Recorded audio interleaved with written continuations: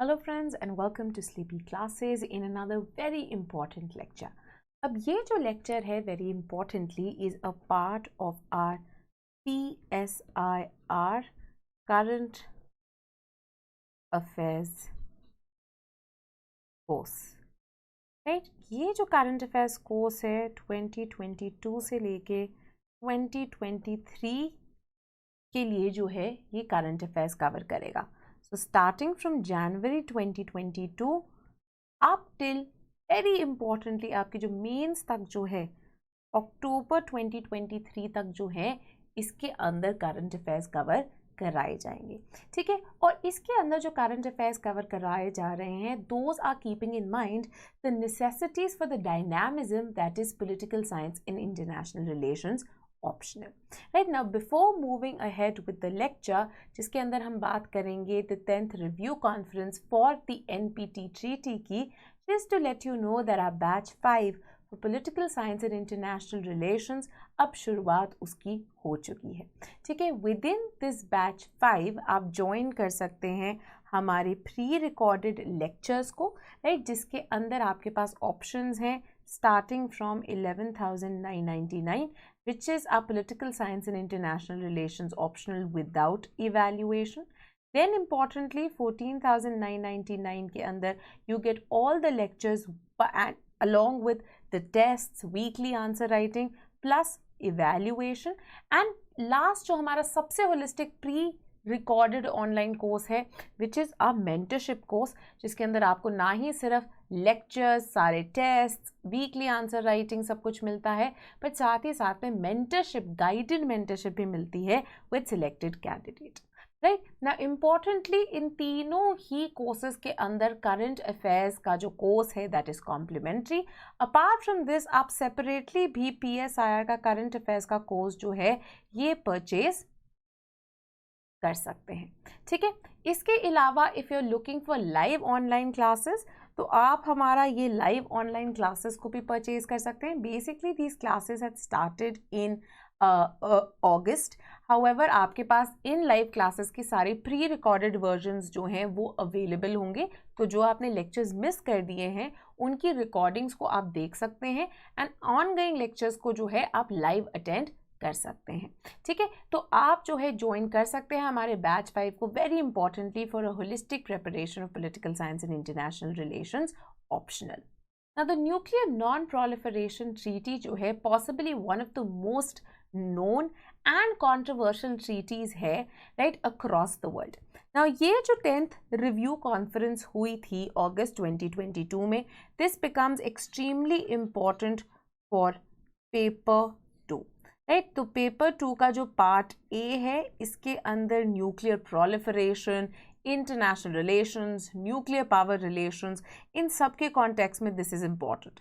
Secondly part B के लिए भी इम्प्लीकेशंस फॉर इंडिया के चलते हुए इंडिया एंड द वर्ल्ड के लिए भी ये क्रिटिकल हो सकता है.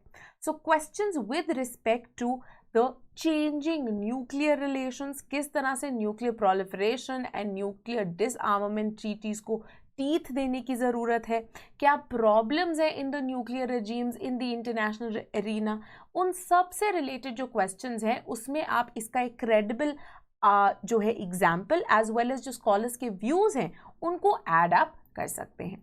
नाउ जैसे कि बताया गया 10th रिव्यू कॉन्फ्रेंस हुई थी to the parties to the treaty of non proliferation.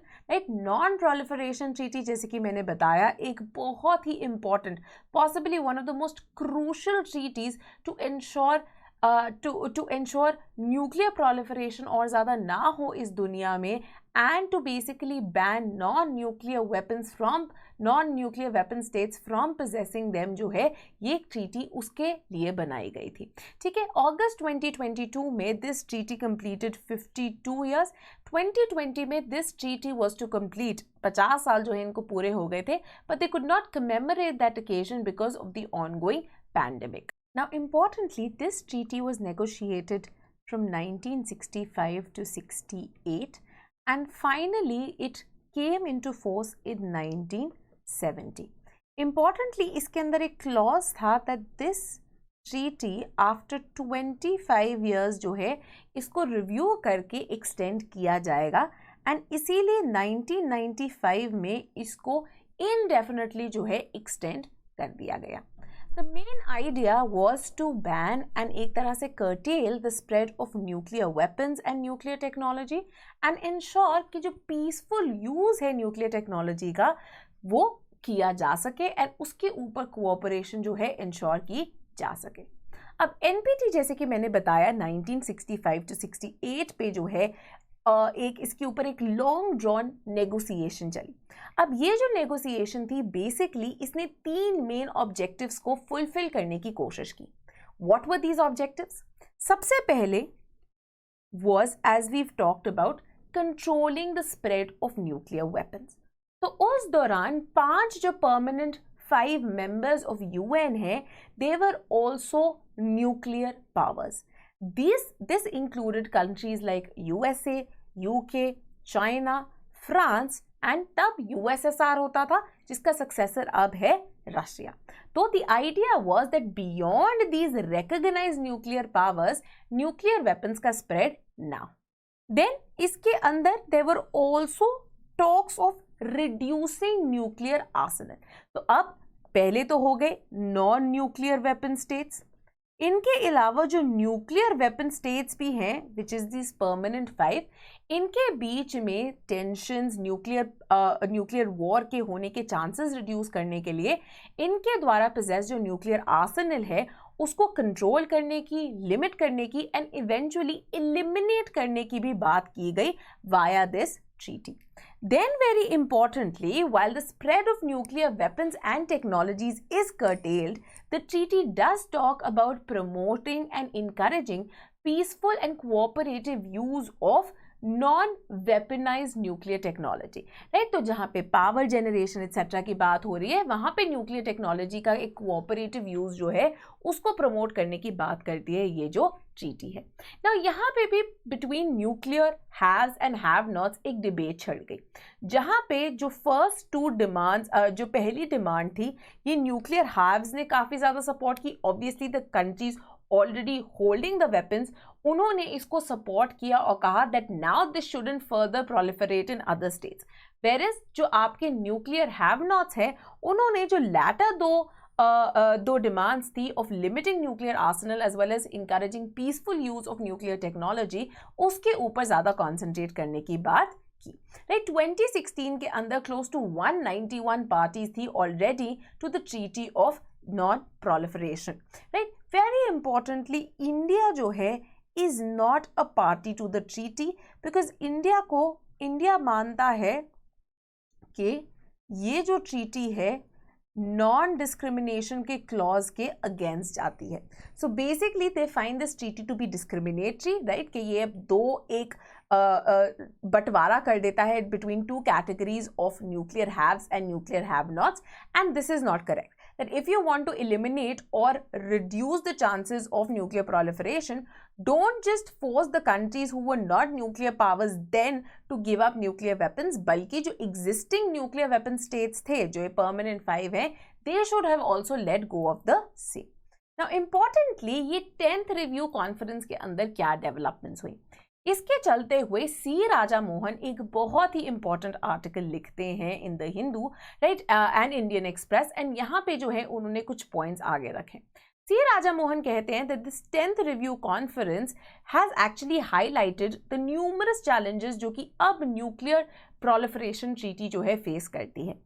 The first challenge is importantly that rather than the debate जो कि पहले बहुत ज़्यादा overwhelming होती थी between the nuclear haves and have-nots, now there is increasing confrontation between the 2 main sponsors of this treaty. That was USA and Russia, जो कि पहले यूएसएसआर होता था। तो बेसिकली इन दोनों के बीच में पोस्ट द कोल्ड वॉर एक हाइटेंड राइवलरी जो है निकल के आ गई है जो कि यहाँ पे भी शोकेस की जा रही है। तो for example 10th review conference के अंदर रशिया ने ऑब्जेक्ट किया कि बहुत ही ज़्यादा क्रिटिसाइजिंग कमेंट्स इंक्लूड की गई थी ओवर अब ये जो रशिया एंड न्यूक्लियर की कॉन्फ्लिक्ट शुरू हुई चल रही इन 2022, उस दौरान रशिया ने यूक्रेन का एक बहुत ही इंपॉर्टेंट जो न्यूक्लियर पावर प्लांट है ज़ापोरिज़िया, राइट, इसके ऊपर कंट्रोल जमा लिया, leading to numerous threats and fears of a nuclear war happening between these two countries. ठीक है, तो इसको काफी ज्यादा क्रिटिसाइज किया and Moscow wasn't really too happy about the same. Then secondly very importantly जो नॉन न्यूक्लियर स्टेट पार्टीज हैं उन्होंने कंटिन्यूसली कमेंट किया है about the lack of progress specially with regard to disarmament के provisions of NPT. Right now importantly अगर हम NPT की review conferences को देखेंगे, जो 8वीं रिव्यू कॉन्फ्रेंस हुई थी वहां पे कुछ ज्यादा हो नहीं पाया था। क्यों? क्योंकि उस दौरान इजराइल एंड ईरान के न्यूक्लियर वेपन स्टेटस को लेके बहुत ज्यादा मुद्दे उठ रहे थे। ठीक है, Iran obviously is being treated as a pariah state because of its intent to acquire nuclear weapons at certain point, whereas on the other hand a lot of other countries have said that यही इतनी एक strong position से towards another West Asian state like Israel जो है नहीं ली जाती।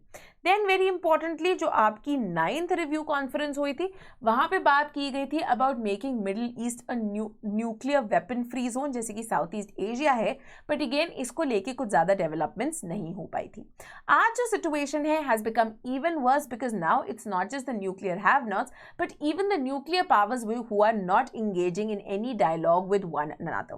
In fact, the Ukraine conflict has gone ahead to portray कि किस तरह से rather than eliminating nuclear weapons, किस तरह से आज के डे एंड एज में अपने ग्रेट पावर स्टेटस को यहाँ बढ़ाने के लिए या मेंटेन करने के लिए these nuclear powers are now strategically utilizing their nuclear weapons. Then third and very importantly, Ukraine, which is a non-nuclear weapon state, की invasion by a nuclear power that is Russia, has also led to the rise of numerous red flags across the world. ठीक है, जिसके कारण काफी ज्यादा fears जो हैं are on the rise. Right? In fact, a lot of Southeast Asian states are also scared that Ukraine का crisis जो है अपने आप को reproduce ना कर ले एशिया में। राइट, जो ताइवान क्राइसिस छिड़ गया था 2022 में, कहीं एक अग्रेसिव चाइना अपनी न्यूक्लियर मसल को फ्लेक्स ना करे in South East Asia in following Russia's footsteps. तो ये एक और जो है बहुत बड़ा फियर है। देन वेरी इंपॉर्टेंटली ये जो चाइना की ग्रोइंग असर्टिवनेस है, चाहे हम जो है साउथ चाइना सी में देखें, इंडिया के बॉर्डर्स पे देखें, या फिर देखें in the way in which China has ended up responding to the coming together of AUKUS which is Australia, UK and US की grouping in the Indo Pacific area. Right, इसके कारण बहुत सारे South East Asian states including Myanmar, Indonesia, Malaysia, sorry not Myanmar, in fact Indonesia, Malaysia, Singapore, right, इन सब ने question marks raise किए हैं regarding their own security. Now these numerous south East Asia के जो लीडर्स हैं they have varied options available. ठीक है, अब कई सोच रहे हैं कि अगर हम इनको अफोर्ड नहीं कर सकते तो क्या यूएस को हमें अपनी न्यूक्लियर अम्ब्रेला के अंडर ले लेना चाहिए। Other countries are actually contemplating should we end up developing our own atomic bombs etcetera. Various other countries सोच रहे हैं कि क्या हमें न्यूक्लियर सबमरीन्स डेवलप कर लेनी चाहिए। तो इस तरह के डिलेमास जो हैं अब सराउंड कर रहे हैं ऐसी बहुत सारी कंट्रीज को। Then fifth very importantly, given the climate crisis that countries across the world are witnessing, Pakistan के चाहे वो फ्लड्स हो जाए 2022 में, heat wave across North America and Europe हो जाए, इंडिया के अंदर flooding in in numerous parts of चाहे वो आपके हिली स्टेट्स हो या फिर बैंगलोर के अंदर मैसिव फ्लडिंग हो 2022 की, हर जगह जो है climate change has made its presence felt. And इसीलिए now to curtail this issue of climate change fossil fuel से स्विच इनकरेज किया जा रहा है towards nuclear power. So nuclear power जो है दोबारा अब इन वोग आ रही है, producing energy, electricity etcetera via nuclear technologies again vogue में आ रही है। तो अब ये भी क्वेश्चन उठाया जा रहा है कि किस तरह से while controlling use of nuclear technologies for the making of weapons हम प्रमोट कर पाए nuclear technologies for safe peaceful purposes. तो ये कहते हैं सी राजा मोहन मेन चैलेंजेस अब निकल के आ रहे हैं। इंपॉर्टेंटली राकेश सूद अपने आर्टिकल में अंडरलाइन करते हैं that while NPT may not have been entirely successful yet इन्होंने इस ट्रीटी ने कई जगहों पे बहुत ही क्रेडिबल काम जो है किया है। Right, so for example there was a lot of fear that 1980s में ही क्लोज टू 25 कंट्रीज के पास न्यूक्लियर वेपन्स आ जाएंगे। However, till date सिर्फ 4 और कंट्रीज जो हैं apart from the permanent 5 develop कर पाई हैं न्यूक्लियर कैपेबिलिटीज को, या फिर उन्होंने किया भी है। नहीं तो बहुत सारी और कंट्रीज हैं जिनके पास नो हाउ होगी, but they have specifically curtailed themselves from doing the same. कौन सी है ये नॉन रिकॉग्नाइज्ड न्यूक्लियर पावर्स? सबसे पहले तो ऑब्वियसली इंडिया भी है। इंडिया को आफ्टर दैट टेस्ट जो है फ्रॉम द इंटरनेशनल सिनेरियो थोड़ी देर के लिए एक तरह से पराया जैसा भी ट्रीट किया गया था, but now India is back as a responsible nuclear power even though India still not party to NPT। तो India, Israel, North Korea and Pakistan हैं जिन्होंने अपनी न्यूक्लियर कैपेबिलिटीज को बढ़ा लिया है और अब इनके पास न्यूक्लियर वेपन्स भी हैं, राइट। रशिया जो है नाउ क्लोज टू 6,255 वॉरहेड्स इनके पास according to a 2021 year book. US has close to 5,500, China के पास 350, फ्रांस के पास 290, यूके के पास around 225, Pakistan with 165, India at 156, Israel at possibly 90 and North Korea की ज़्यादा इंफॉर्मेशन नहीं है, तो may be at around 50 warheads जो इनके पास है। अभी भी हम देखते हैं that the two cold war की जो पावर्स थी, that is US and Russia, leaps and bounds ahead है इन पोजेसिंग न्यूक्लियर आर्सेनल। ठीक है, तो बेसिकली दो जगहों पे ज्यादा मीनिंगफुल प्रोग्रेस नहीं हो पाई है। एक न्यूक्लियर डिसआर्ममेंट पे, राइट, जहां पे जो है जिन कंट्रीज ने प्रमोट किया था, प्रॉमिस किया था कि हम जो है लिमिट करेंगे arms, nothing credible truly has been seen. In fact 1980s onwards a number of countries have only added to their nuclear arsenal rather than reducing them. Then very importantly contemporary scenario में हम एक growing divide, एक growing जो है festering of relations देख रहे हैं amongst the nuclear powers sitting at the high table, right. और ये शुरुआत हो गई थी यूएस एंड रशिया के बीच के रिलेशनशिप्स के साथ ही। यूएसए ने 1972 में from a very important treaty, जो एक 1972 की बहुत इंपॉर्टेंट ट्रीटी थी, बेसिकली 2002 में इन्होंने उस ट्रीटी से विड्रॉ कर लिया, which was a anti ballistic missiles treaty, right. इन्होंने क्या बोला? इन्होंने कहा कि मिसाइल डिफेंस हमारे लिए बहुत ज़्यादा ज़रूरी है in a changing scenario and therefore we do not want to limit ourselves, right. अब इसके कारण रशिया ने भी जो है ग्रेजुअली अपनी मिसाइल टेक्नोलॉजी को डेवलप करना, मॉडर्नाइज करना शुरू कर दिया। 2019 में वेरी इंपॉर्टेंटली यूएसए ने नोटिफाई किया रशिया को कि 1987 की इनकी जो एक ट्रीटी थी which was intermediate range nuclear forces treaty INF, इससे भी ये विड्रॉ कर रहे हैं, राइट। अब ये जो ट्रीटी थी बेसिकली ये रिस्पॉन्सिबिलिटी डालती थी इन दोनों ही पावर्स पे कि ये रिड कर देंगे, हटा देंगे, बंद कर देंगे ऑल ग्राउंड लॉन्च मिसाइल्स जिनकी रेंज 500 to 5,500 किलोमीटर्स थी। अब यूएस ने क्या बोला? यूएस ने बोला that we are actually taking this step because of the way that Russia has behaved, and साथ ही साथ में यूएस को जो एक नई थ्रेट आ गई है विद चाइनाज मिसाइल डेवलपमेंट्स। तो अब उन्होंने क्या बोला कि नॉट जस्ट वन, अब हमारे दो स्ट्रेटेजिक राइवल्स है who are also friends with each other and therefore we can not be putting our security at risk. The only surviving treaty जो अब बचती है is actually the New START treaty, जो कि एक सीलिंग इम्पोज करती है on operational strategic nuclear weapons, right? कितने की ceiling? of around 700 launchers and 1550 warheads each. 2026 में ये ट्रीटी भी एक्सपायर हो जाएगी and given the cold relations between Russia and USA, there does not seem much hope of this treaty also being renewed.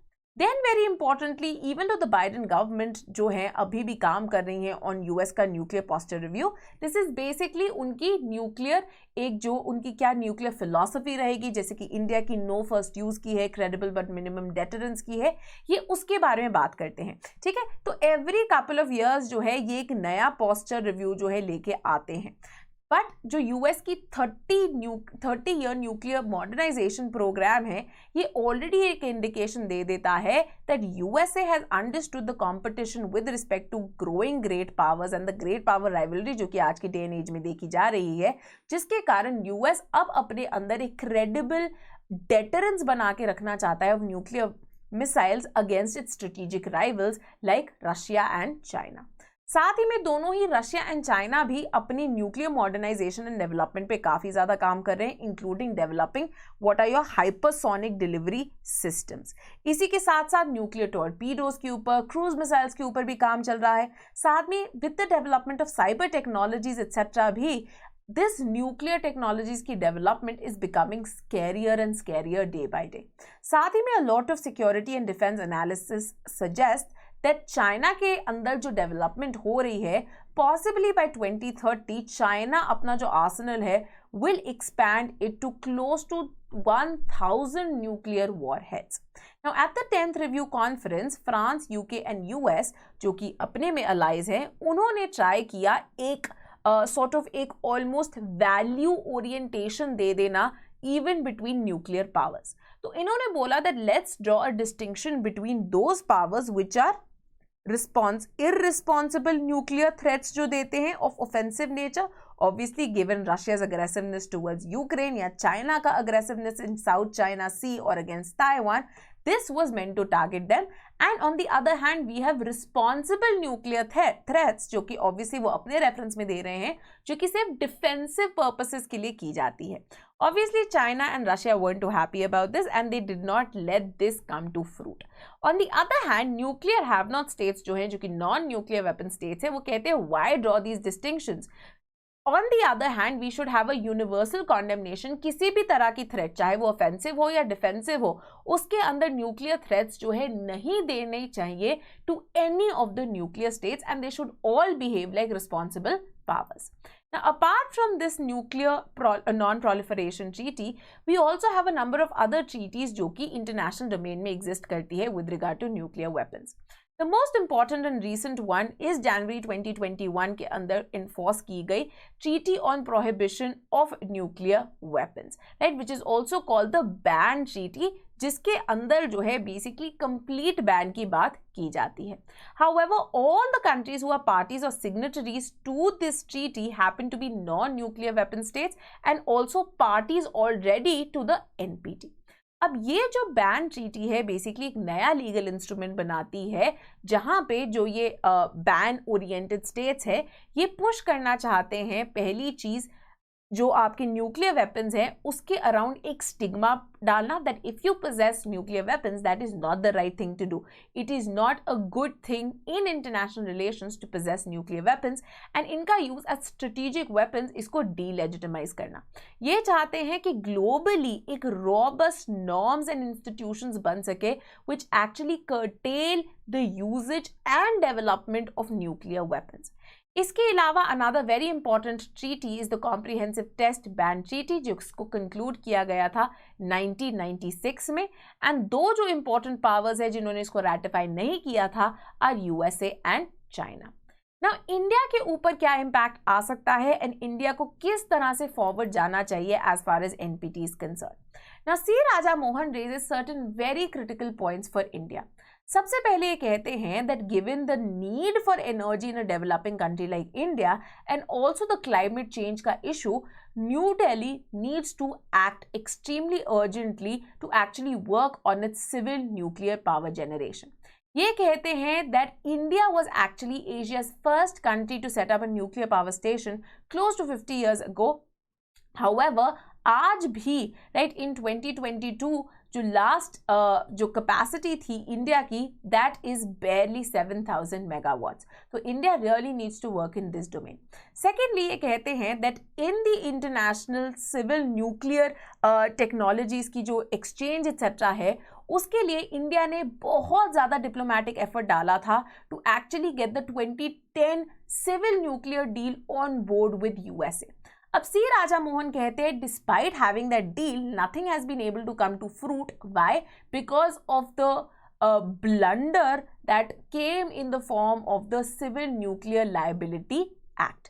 ठीक है, तो ये जो 2010 का सिविल न्यूक्लियर लायबिलिटी एक्ट है इसके कारण जो prominent international and domestic players है haven't really been too enthusiastic about entering into civil nuclear energy production in India, right? तो इसीलिए ज़रूरी है राजा मोहन कहते हैं that India revisits this law and tweaks it as per also the requirements of the private players जो कि nuclear technologies के अंदर डील करते हैं, न्यूक्लियर सिविल पावर के अंदर डील करते हैं ताकि उनके कुछ जो प्रॉब्लम्स है उनको रिजॉल्व किया जा सके.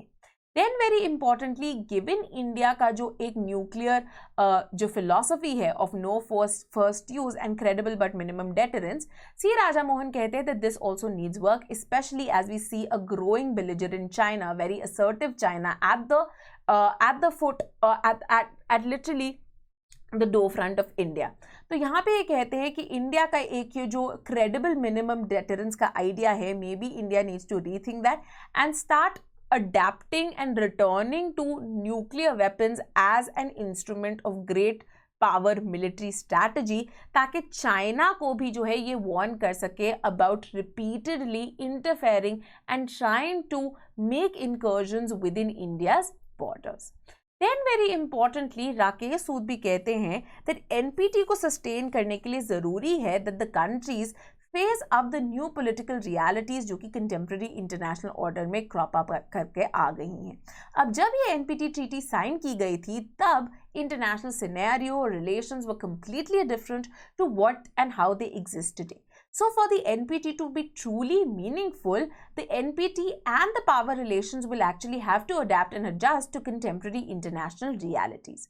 Then very importantly, Upendra Bakshi in his article actually talks about bold action की requirement on 6 main fronts, right? अगर चाहते हैं वो कि NPT sustain की जा सके, सबसे पहले जो member states है इनको एक path forward, एक बहुत ही directed path forward बनाना पड़ेगा, which is made by building a consensus amongst major powers, right? साथ ही में nuclear haves and have nots की ये जो distinction है इसको भी eliminate करने की ज़रूरत है।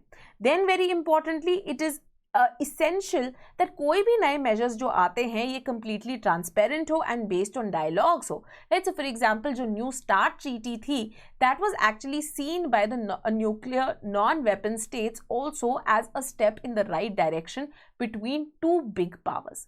Third, very importantly, Middle East, West Asia and South Asia is this very fragile zone जहाँ पे there is this constant threat of nuclear proliferation and war outbreaking.